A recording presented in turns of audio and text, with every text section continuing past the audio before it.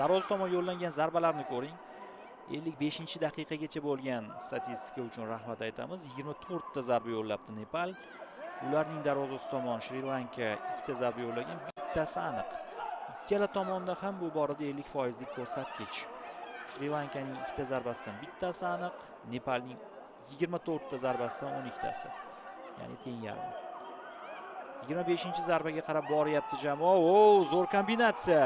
Himoyachi so'nggi pallada tegib qoldi to'pga. Darvozabon esa uni egallab olyapti. Sakura Sevandi Subasingha darvozabon, uning nigohlari nega bunchalik ekanligini taxmin qilish qiyin emas. Jamoasi juda yomon o'ynayapti. O'tgan turda 10 ta gol o'tkazib yubordi. Bu turda hozircha 5 ta o'tkazib yubordi.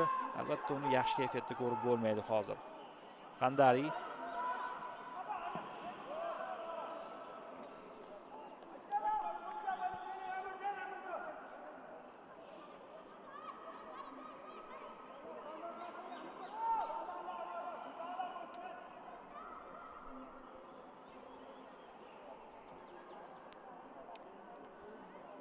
bugun O'zbekiston raqibini mag'lub etadigan bo'lsa, biz keyingi turda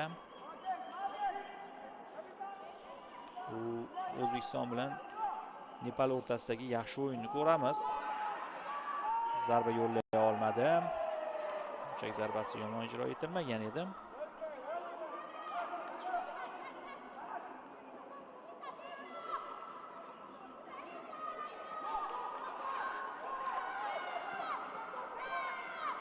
Barcha o'yinlar milliy stadionda bo'lib o'tadi. Mana shu stadionda O'zbekiston umid qilamizki, guruh g'olibi sifatida keyingi bosqich yo'llanmasini qo'lga kiritadi. Shuningdek, I guruhida ham o'yinlar bo'lib o'tyapti. Guam, Vyetnam, Birlashgan Arab Amirliklari hamda Maldiv orollari o'rin olgan o'sha guruhdan va o'yinlar Vyetnamda bo'lib o'tyapti. Vyetnam mezbonligida. Birinchi turda Guam Birlashgan Arab Amirliklari bilan 0-0 hisobida durang o'ynadi. Vyetnam esa Maldivni 7-0 hisobida mag'lub etdi. Keyin Maldivni ikkinchi turda Guam 3-0 hisobida yengdi. Vyetnam esa endi Toshkent vaqti bilan 19:00 da bugun o'ynaydi. Agar g'alaba qozonsa, Vyetnam birinchi o'ringa chiqib oladi. Maldiv allaqachon qolib ketdi. Ikkita o'yinda ham yutqazib. Bugun Shri Lankani ham shunday holat kutyapti katta ehtimol bilan. Shuningdek, D guruhi bahslari Indoneziyada bo'lib o'tyapti. D guruhida Xitoy Taypey, Indoneziya, Qirg'iziston, Pokiston o'rin olgan. Xitoy Taypey hozircha 2 tur o'yinni o'tkazib bo'ldi va ikkalasida ham g'alaba qozongan holatda guruhda yetakchi. Indoneziya esa ikkinchi o'yinni hali o'tkazmadi. Taypey Pokistonni 8-0 hisobda mag'lub etdi. Indoneziya Qirg'izistonni 1-0 hisobda yengdi birinchi turda. Ikkinchi turda Xitoy Taypey qirg'izlar ustidan 3-0 hisobda g'alabani qo'lga kiritdi. Bugun 20:00 da Pokiston Indoneziya bilan kuch sinashadi va Indoneziya yana kurashda qolish uchun o'ynaydi. Uchinchi turda u yerda ham katta ehtimol bilan Xitoy Taypey hamda Indoneziya o'yini guruhdagi hal qiluvchi bahs, ya'ni guruh finaliga aylanadi.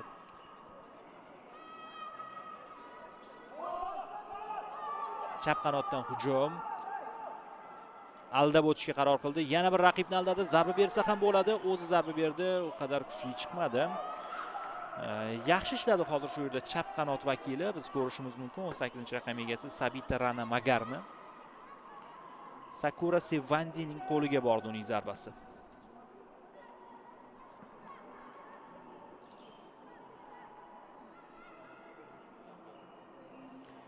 C guruhida Bangladesh, Myanma, Bahrayn hamda Turkmaniston. Myanma Turkmanistonni birinchi turda 8-0 hisobda yengdi. Bahrayn Bangladeshga 7-0, ya'ni to'g'riroq Bangladesh g'alaba qozondi. Bahrayn 0-7 hisobda taslim bo'ldi. Ikkinchi turda Bangladesh Myanmani ham mag'lub etdi. 2-1. Buning evaziga mezbonni taslim etgan Bahrayn 2 tur yakuniga ko'ra juda qulay imkoniyatga ega. 6 ochko, mezbonlarda 3 ochko. Bangladesh durang o'ynasa ham keyingi turda Osiyo chempionati yo'llanmasini qo'lga kiritadi. Raqibi Turkmaniston bo'ladi 3-turda. Endi B guruhiga nazar tashlaymiz. B guruhida 5 ta jamoa bor. Bu yerda boshqacharoq. Hindiston, Tailand, Iroq, Timor-Leste va Mo'g'uliston. Endi bu yerda Timor, Iroq hamda Mo'g'uliston turnirni, ya'ni kurashni tark etib bo'ldi. 3 o'yin yakuniga ko'ra Hindiston 1-o'rinda 9 ochko, Tailand 2-o'rinda 6 ochko. Tailand 3-o'yinni o'tkazmagan. Iroq 4 o'yinda 4 ochko jamg'ardi, faqat durang o'ynadi.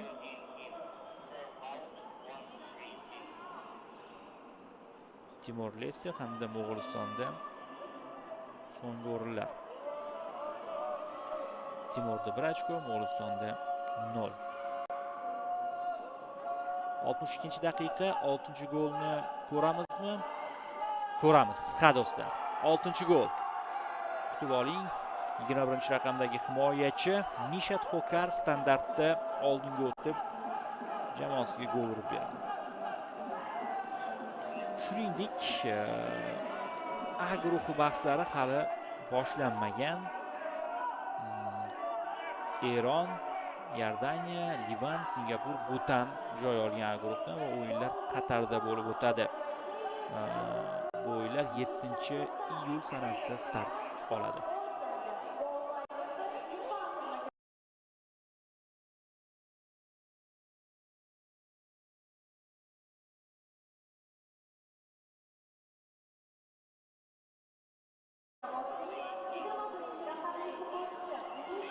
Shuningdek, H guruhida Shimoliy Koreya, Malayziya, Falastin, Tojikiston joy olgan. Bu yerda bahslar Tojikistonda o'tkazilyapti. Shimoliy Koreya 1-turdan so'ng yetakchi. Malayziya ham Shimoliy Koreya bilan 1 xil ochko jamg'argan, lekin to'plar farqi bor. Malayziya Falastinni 1-0 hisobida mag'lub etdi. Oxirgi daqiqalardagi gol evaziga Shimoliy Koreya esa Tojikistonni 10-0 hisobida taslim qildi. Men aytib o'tdim, Shimoliy Koreya umuman boshqa daraja ayollar futbolida. Ikkinchi tur o'yinlari endi bo'lib o'tadi u yerda. O'ng qanotdan yurishni ko'ryapmiz. Nepal jarima maydoni ichiga kirib bordi. Qaytarildi. Xokar zarbaga aylanib ketdi. Mana shu uzatmasi. Darvozabon qiyinchilik bilan bartaraf etyapti ushbu vaziyatni. Sakura Sevandi hali ko'p ko'ramiz.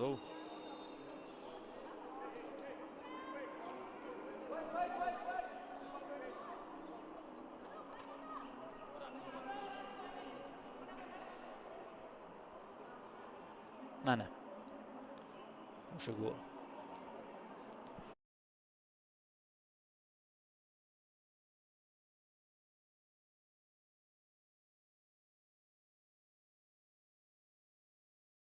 Uzatma muallifi Anita Basnet, 11-raqam egasi. Yaxshi pas keldi.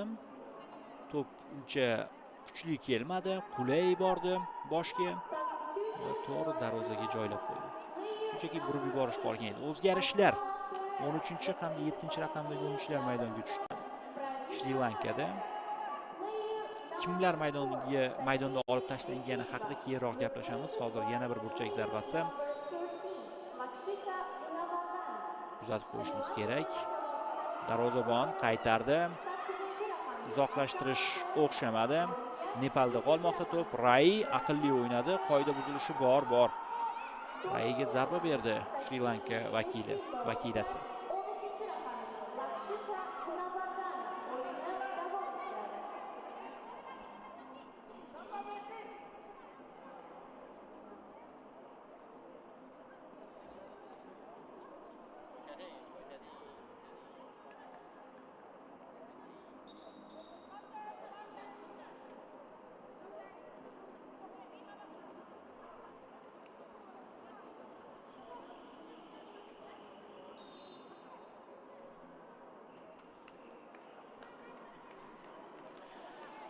Jarohat bo'lish mumkin.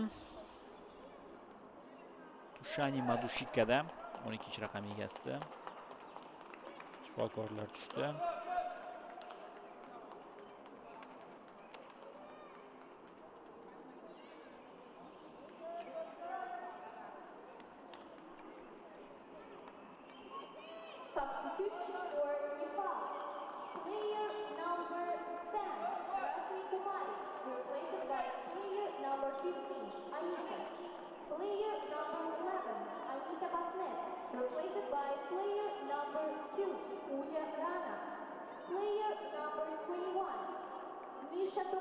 replaced by player number 3, Dimala.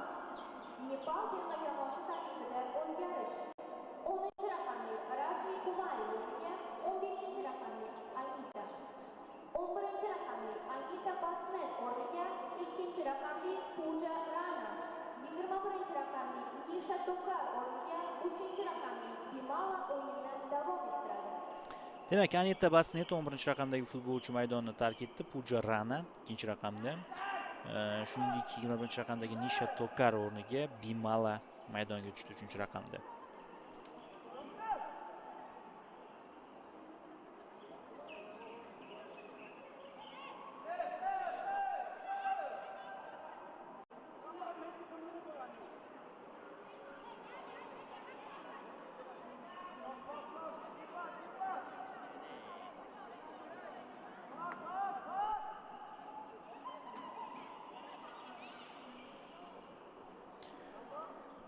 To'g'ridan to'g'ri darvozaga zarba ko'rish ehtimolimiz yuqori.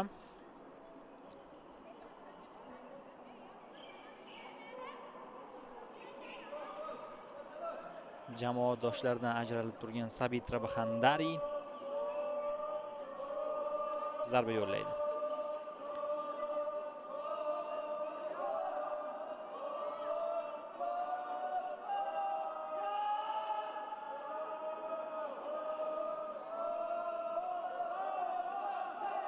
Hakamning ruxsatini kutyapti. Ruxsat berildi. 9-raqam egasi darvozaga zarba ustunga tegyapti.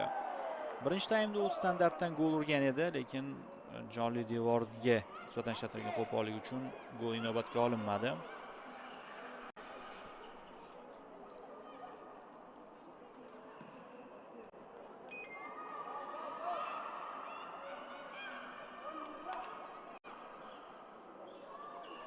Ray to'pni oldirishga bir baxya qoldi.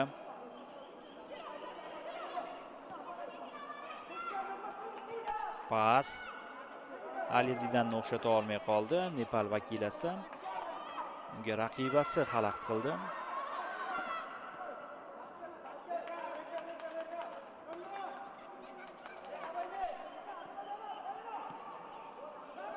Out.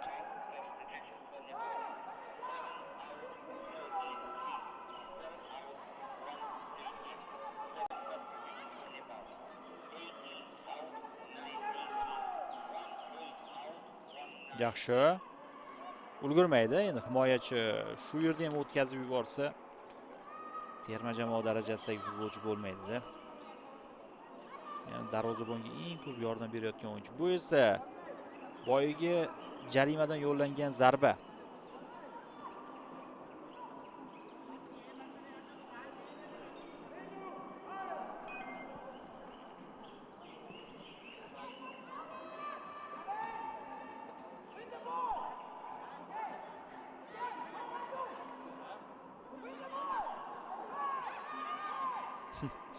O'xshamadi harakat.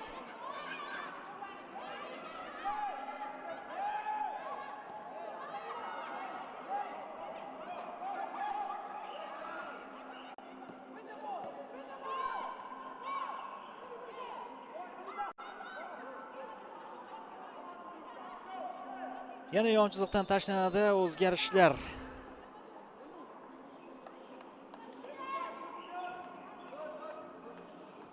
Nepal terma jamoasi tarkibida.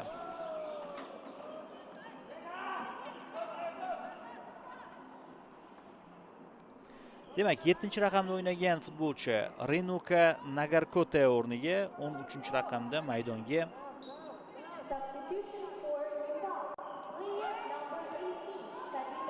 Rekha Podil qo'shildi. Shuningdek, 19-raqamdagi futbolchi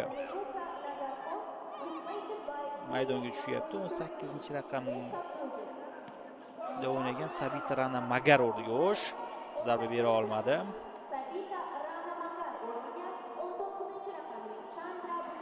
Chandra Bahandari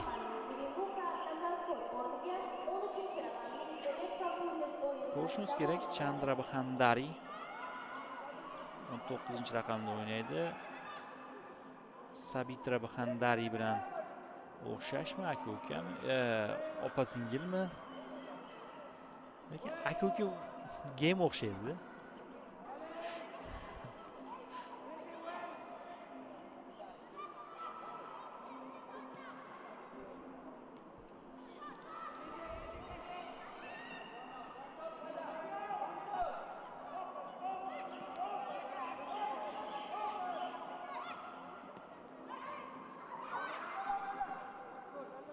Qaytarildi. Hozircha 19-raqam egasi ko'p ham ko'zga tashlangani yo'q.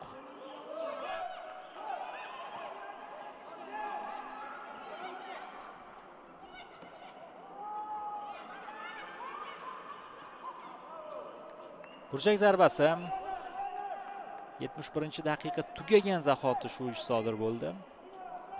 Burchakdan to'p tepiladi.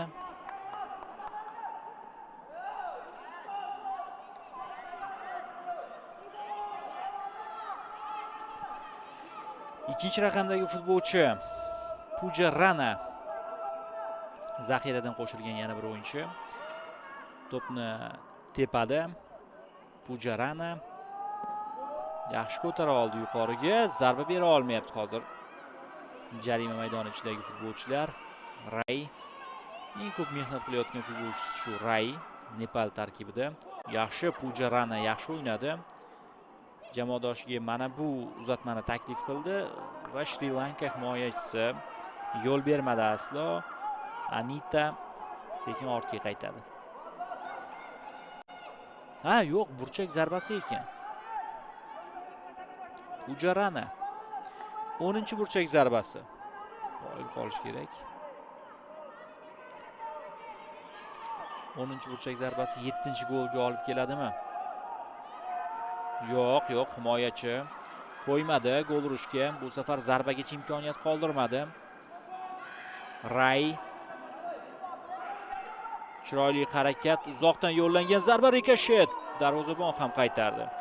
13-raqamdagi futbolchi Rikha Pudel. Mana shu o'yinchi zarba berdi.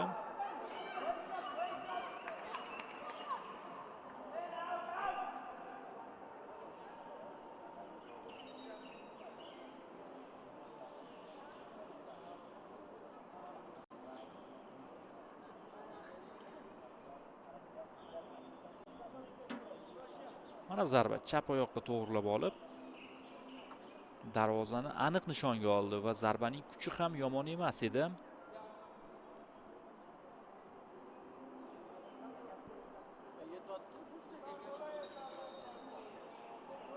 Tez orada salqinlab olish uchun tanaffus ko'rishimiz mumkin. Ikkinchi bo'lim boshlanganiga mana qariyb 30 daqiqa bo'ldi.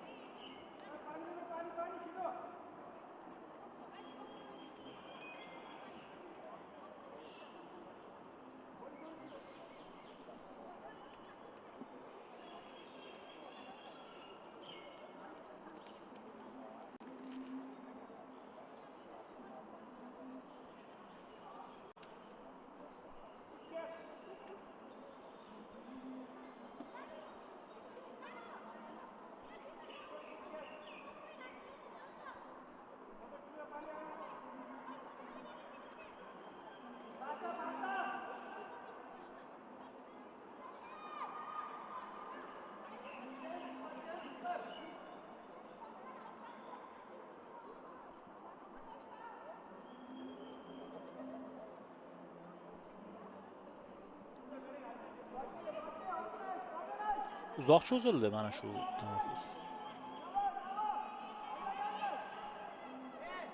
Endi ruxsat berdi. To'g'rirog'i beradi hozir. Mana o'sha ruxsat tegdi. Uzatib beryapti. Mana bu zarbachi himoyachiga tegdi. Qarshi hujum ko'ramizmi? Shri Lankadan. Buning uchun tezlik zarur. Shu yerda to'xtatildi. Toza o'yin, ayyorlik qilma demoqda hakam. Shri Lanka vakilasi hali turmadi o'z o'rnidan.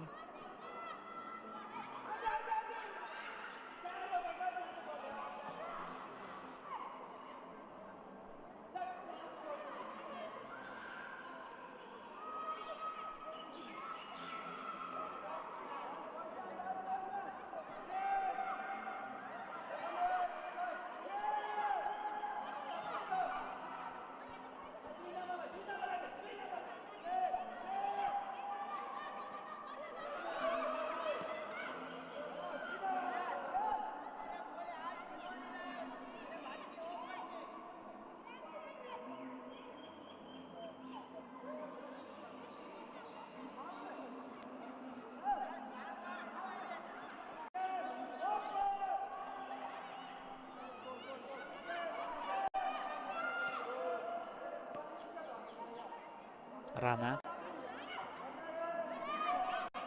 Bimala,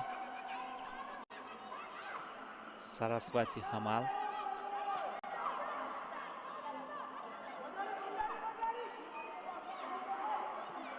chap tomonga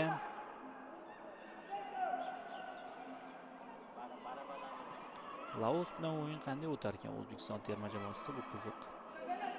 Menimcha O'zbekiston terma jamoasini qo'llab-quvvatlash uchun boradi yurtdoshlarimiz.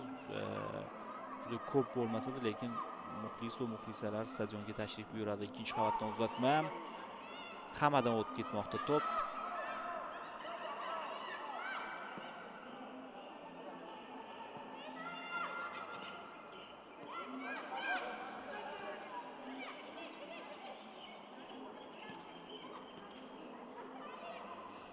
Yaxshi. Zo'r pas berildi. Ikkinchi qavatdan doimgidek va doimgidek burchak zarbasi ko'ramiz. 21-raqam egasi Madhubashini Navanjana Pereira.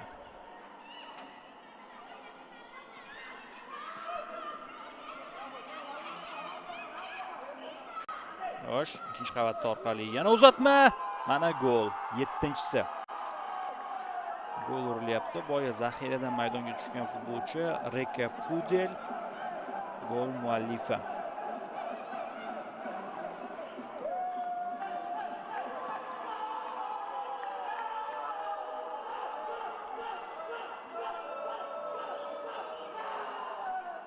O'sha muxlisning hayqirig'ini eshityapsiz. Juda kam stadionga tashrif buyurgan muxlislar, lekin nepallik kadrda ko'rayotgan ishqibozingiz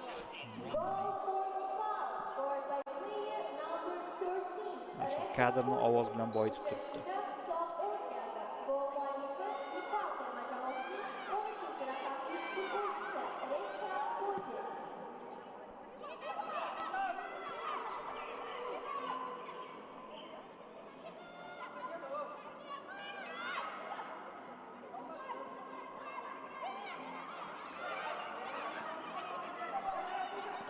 Menimcha Nepal darvozaboniga keyingi goldan so'ng to'p keladi. Bu shunday bo'lyapti. Goldan keyin markazdan boshlagan vaqti bir oldinga chiqmasa Shri Lanka qolgan vaziyatlarda to'liq o'z darvozasi oldida o'yin bo'lyapti. Lekin mana ishlayapti. Shri Lanka ustozi nimalarnidir reja qilyapti, o'rganyapti. O'zgartirishga harakat qilyapti. O'zgartiradigan narsasi juda ko'p. Endi bu Shri Lanka futboli tizimi muammosi. Faqatgina birgina murabbiyning muammosi bo'lmaydi. Futbol o'ssa, terma jamoalarning darajasi o'sadi.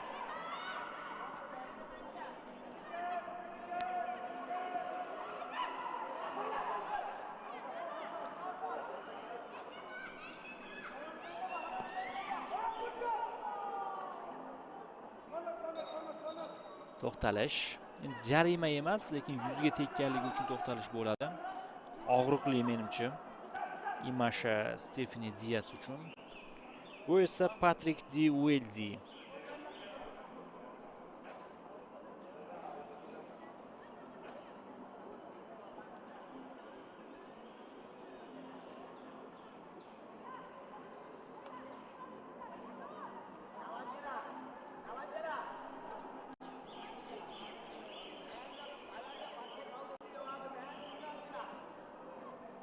Mana, bu yerda himoyachi o'tkazib yuborgan ekan. Ortida turgan futbolchiga mana bu rakursdan ham ko'rishimiz mumkin. Qiziq. Bu qadar baland emasdi to'p. Qaytara olmadi. Kech sakragan. Tezda mana shu futbolchi o'zining qalqonchasini oldi.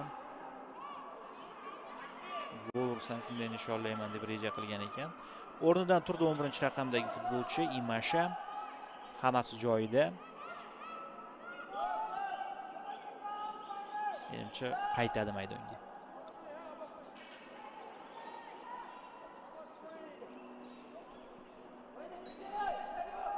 Hozir esa burchak zarbasini kuzatamiz. Mana bunday pas amalga oshirildi. Rayning zarbasi balanddan ketmoqda.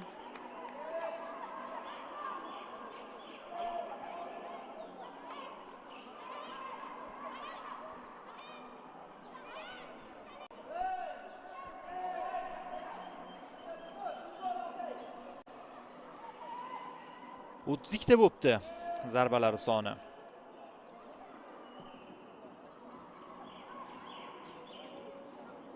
Nepalning.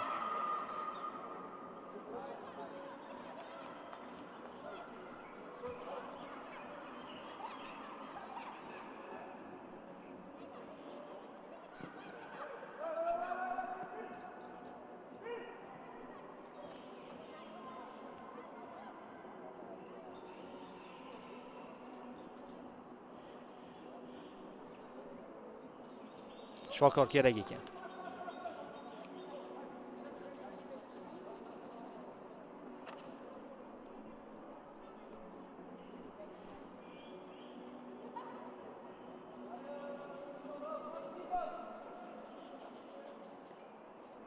Bu og'riqli. Oyog'i o'sha to'qnashuv vaqtida qayrilib ketgan bo'lishi ham mumkin.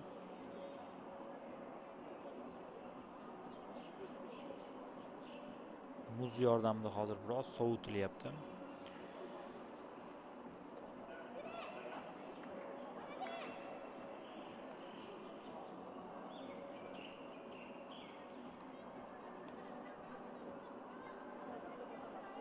Ray juda ko'p mehnat qilyapti. Preti Ray markazni butunlay o'zi qo'lga olgan deyishimiz ham mumkin. Va ko'ryapmizki, hozir unga jarohat yetkazgan bo'lish ehtimoli bor.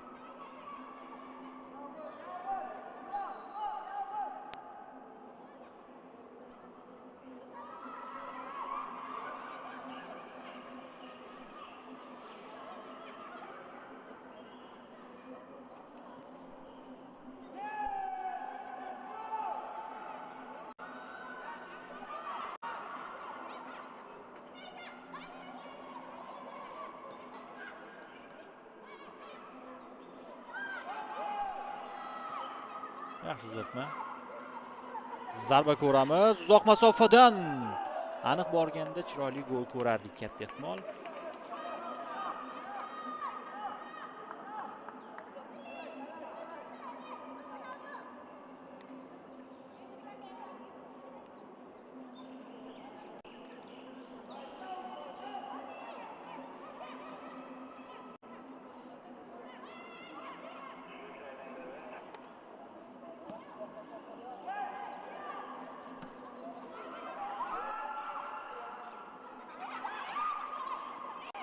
Sakson beshinchi daqiqaga keldik do'stlar. Out.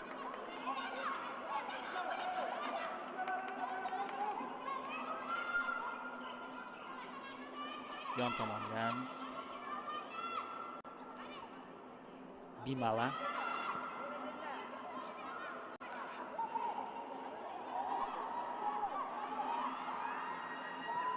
Yomon pas emasdi. Oldingi uzatma. Yo'q, mana keyingi golni kutmadik, darvozabonni ko'rdik. Nepalliklar posboni mana shu Anjana Rana Magar bo'ladi. Va hozir yana maydonda yotibdi Nepal vakilasi. Bu Ray adashmayotgan bo'lsa. Tomoq qo'llab olishlari mumkin, to'xtalishdan foydalangan holda.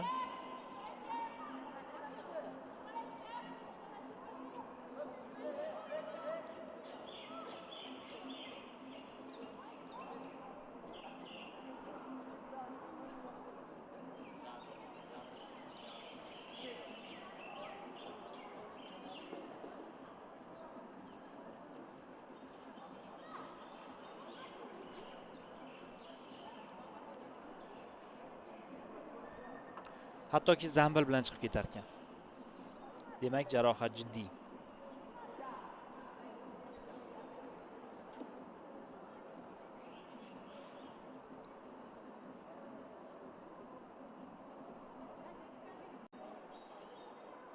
ikki darvozabonni ko'ryapmiz. Sakura Sevandi bu. Eng ko'p mehnat qilayotgan inson maydonda.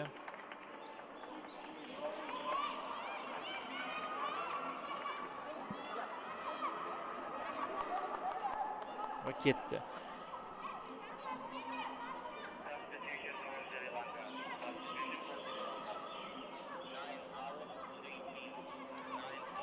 Hozir 5 ta o'zgarishni qilib bo'lgan Nepal ustozi keyingi o'zgarishni amalga oshira olmaydi.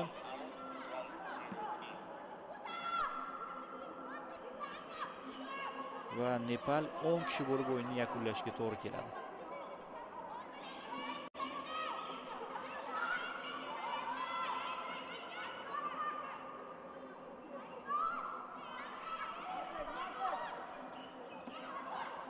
Handari tomonga uzatma bo'ldi. Himoyachidan chiqib ketyapti to'p. Madubashinini ko'rishingiz mumkin.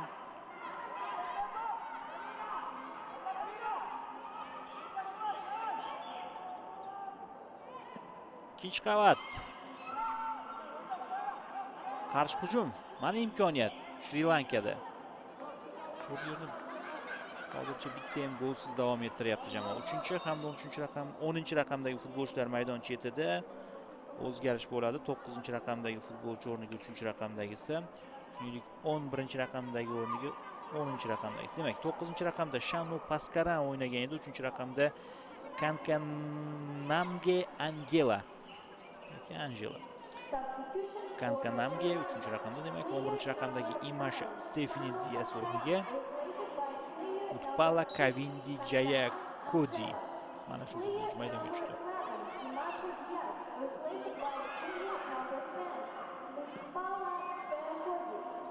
Shri Lanka terma jamoasi tarkibida o'zgarish. 9-raqamga Shanu Paskaran o'rniga 89-daqiqa boshlandi. 11-raqamga Imasha Dias o'rniga 10-raqamga Utpala Jaya Kodi o'yini davom ettiradi.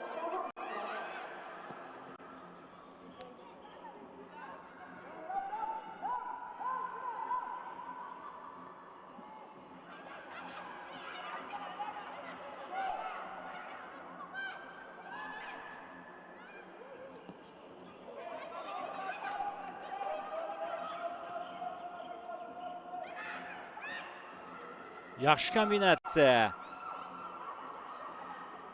Imkoniyat bor 8-golga. Juda ham aqlli o'ynadi. Zaxiradan qo'shilgan Pujarana 8-0.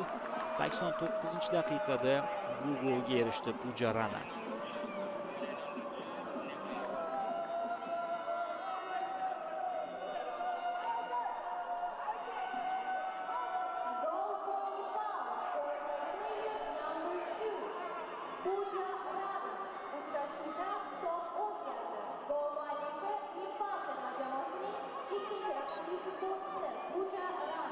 So'nggi daqiqa boshlanyapti.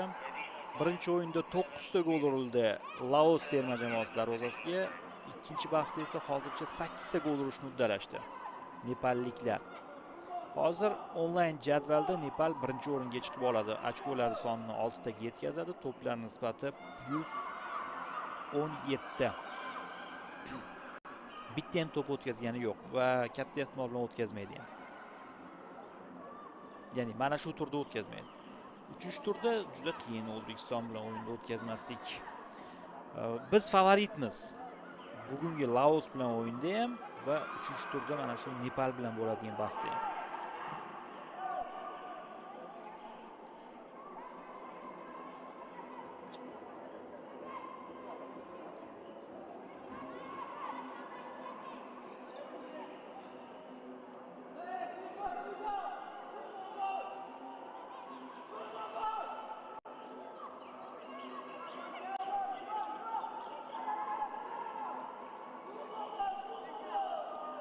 Qulay keldi-da, e'tibor bering. Va o'zi ham lekin yo'nalishni topib zarba yo'lladi.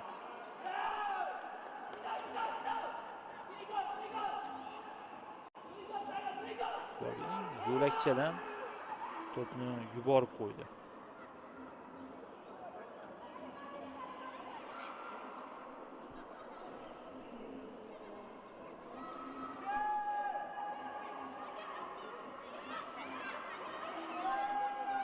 7 daqiqa qo'shildi. 8-0 bo'lib turgan o'yinga. Hakam ko'rgisi kelyapti shu pasni. Peshqavat 9-golga borish mumkin edi, ammo tegib qo'ydi. O'z jamoadoshiga kelayotgan to'pga yo'nalishi o'zgarib ketdi.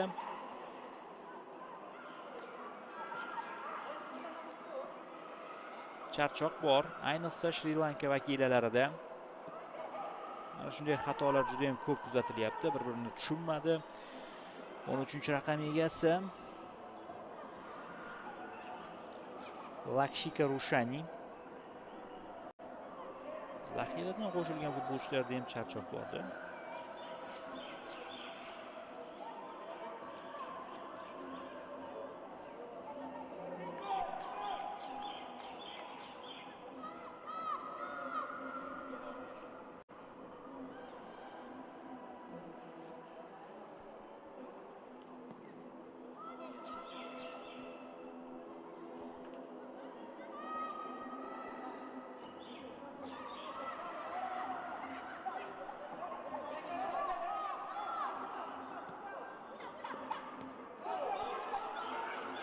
Zo'r.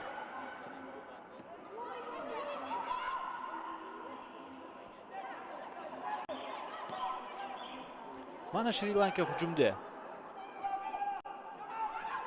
Qulaylik bir yaxshi vaziyat Kavindi Jayakodidan uzoq cho'zilmadi va ortga qaytarildi.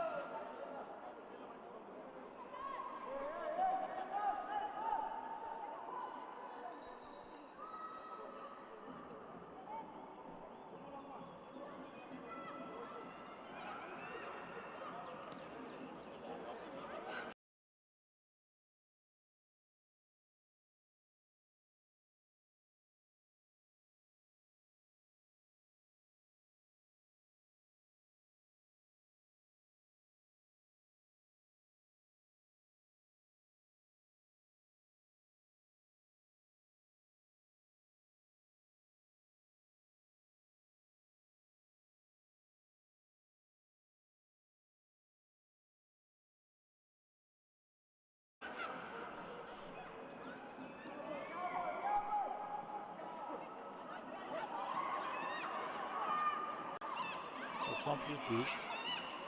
Qoida buzilishi yo'q bu yerda, lekin oldinga yurmadi. 3 futbolchi shu yerda markazda, markaz kesib o'tilgan, oldinga uzatma. Qandaydir ishonch yo'q harakatlarda. Juda qo'rqib to'p bilan, ayniqsa to'p oldiga kelganda hayajonlanib qoldi. 12-raqam egasi Jamol Sardorov, Ushani Madushika.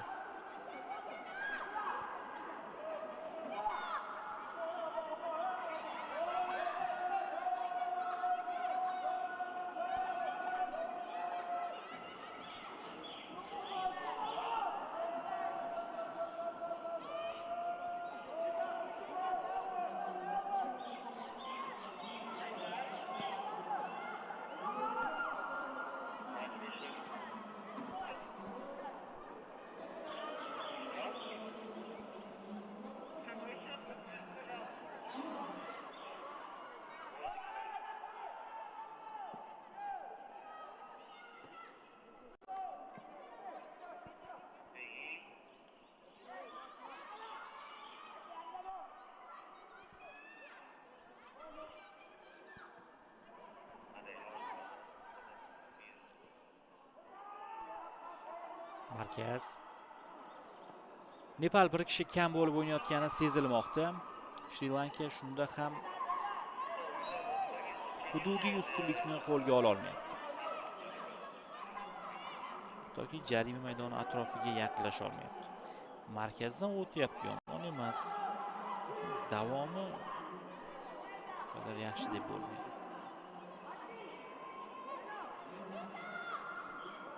Mahorat yetishayotgani yo'q. Tajriba deymiz. Tajriba hali mahoratdan keyin, u mahorat ko'nikma, malaka, maydonda o'ynash kerak. Keyin tajriba to'planadi. So'nggi soniyalar. Hakam oxirigacha kutadi nazarimda.